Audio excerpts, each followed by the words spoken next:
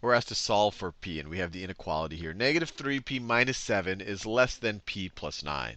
So what we really want to do is isolate the p on one side of this inequality, and preferably the left. That just makes it a little bit easier to read. It doesn't have to be, but we just want to isolate the p. So a good step to that is to get rid of this p on the right-hand side, and the best way I can think of doing that is subtracting p from the right. But of course, if we want to make sure that this inequality is always going to be true, if we do anything to the right, we also have to do that to the left. So we also have to subtract p from the left. And so the left-hand side, negative 3p minus p, that's negative 4p, and then we still have a minus 7 up here, is going to be less than p minus p. Those cancel out. It is less than 9. Now, the next thing I'm in the mood to do is get rid of this negative 7, or this minus 7 here, so that we can better isolate the p on the left-hand side. So the best way I can think of to get rid of a negative 7 is to add 7 to it. Then it'll just cancel out to 0. So let's add 7 to both sides of this inequality. Negative 7 plus 7 cancel out. All we're left with is negative 4p. On the right-hand side, we have 9 plus 7 is 16. And it's still less than. Now, the last step to isolate the p is to get rid of this negative 4 coefficient. And the easiest way I can think of to get rid of this negative 4 coefficient is to divide both sides by negative 4. So if we divide this side by negative 4, these guys are going to cancel out. We're just going to be left with p. We also have to do it to the right-hand side. Now, there's one thing that you really have to remember, since this is an inequality. This is not an equation.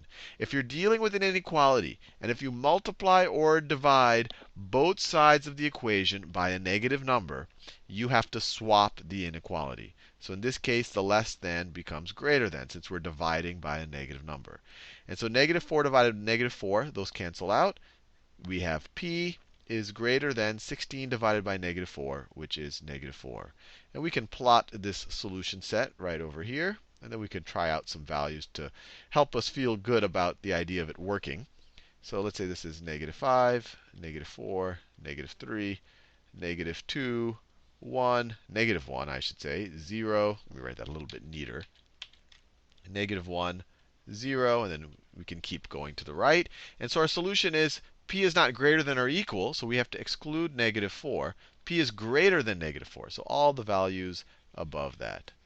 So negative 3.9999999 will work. Negative 4 will not work. And let's just try some values out to feel good that this is really the solution set. So first, let's try out when p is equal to negative 3. This should work. The way I've drawn it, this is in our solution set. P equals negative 3 is greater than negative 4. So let's try that out. We have negative 3 times negative 3. This is the first negative 3 is this one. And then we're saying p is negative 3. Minus 7 should be less than, instead of a p, we're going to put a negative 3, should be less than negative 3 plus 9. Negative 3 times negative 3 is 9. Minus 7 should be less than negative 3 plus 9 is 6. 9 minus 7 is 2. 2 should be less than 6, of which, of course, it is. Now let's try a value that definitely should not work. So let's try negative 5. Negative 5 is not in our solution set, so it should not work. So we have negative 3 times negative 5 minus 7. Let's see whether it is less than negative 5 plus 9. Negative 3 times negative 5 is 15. Minus 7, it really should not be less than negative 5 plus 9.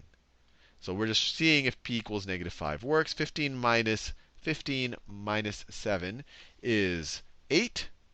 And so we get 8 is less than 4, which is definitely, this is definitely not the case. So p equals negative 5 doesn't work, and it shouldn't work, because that's not in our solution set. And now if we want to feel really good about it, we can actually try this boundary point. Negative 4 should not work, but it should satisfy the related equation. And when I talk about the related equation, negative 4 should satisfy negative 3 minus 7 is equal to p plus 9. It'll satisfy this, but it won't satisfy this, because when we get the same value on both sides, the same value is not less than the same value. So let's try it out. Let's see whether negative 4 at least satisfies the related equation. So if we get negative 3 times negative 4 minus 7, this should be equal to negative 4 plus 9. So this is 12 minus 7 should be equal to negative 4 plus 9 should be equal to 5. And this, of course, is true. 5 is equal to 5. So it satisfies the related equation, but it should not satisfy this. If you put negative 4 for p here, and I encourage you to do so, Actually, we could do it over here. Instead of an equal sign, if you put it into the original inequality, let me delete all of that. It really just becomes this. The original inequality is this right over here. If you put -4, you have less than, and then you get 5 is less than 5, which is not the case. And that's good because we did not include that in the solution set. We put an open circle. If -4 was included, we would fill that in. But the only reason why we would include -4 is if this was greater than or equal. So it's good that this does not work because -4 is not part of our solution set. You can kind of view it as a boundary point.